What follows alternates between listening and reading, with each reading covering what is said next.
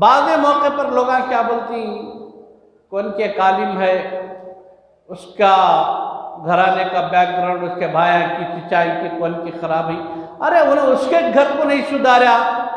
عالم کے ہاتھ میں ہدایت نہیں ہے، بڑے سے بڑے اللہ کے ولی کے ہاتھ میں ہدایت نہیں ہے۔ پیغمبر کے چچا ابو لہب، پیغمبر کے چچا ابو جہل،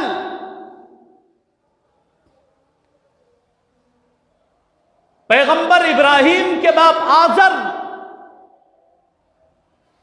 پیغمبر نوح کے بیٹے سام،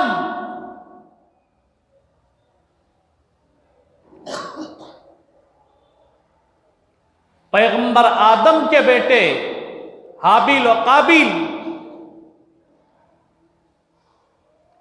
انک لا تہدی من احببت ولکن اللہ یہدی من یشاء۔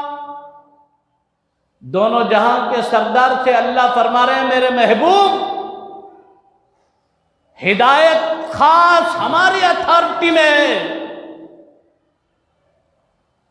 ہدایت کی پاور آف اتھارٹی خاص اللہ کے قبضے قدرت میں ہے۔ کوئی پیغمبر بھی کسی کو ہدایت نہیں دے سکتے۔ پیغمبر کا کام کیا؟ دعوت دینا، بات پہنچانا، تبلیغ کرنا، صحیح بات اللہ کی طرف بلا دینا، یہ پیغمبر کا کام ہے۔ اسی لیے کبھی بھی کسی کے گھرانے کو دیکھو نہ، کون بھی کسی بھی ہدایت نہیں دے سکتا، کسی کے حق میں کسی کے ہاتھ میں ہدایت نہیں ہے۔ تو حضور نبی پاک صلی اللہ تعالی علیہ وسلم سرداران قریش کو صفا کی پہاڑی پر بلائے، پورے ان میں ان آنے والوں میں ابو لہب بھی تھے۔ یہ ابو لہب دوسرے نے خود حضور کے چچا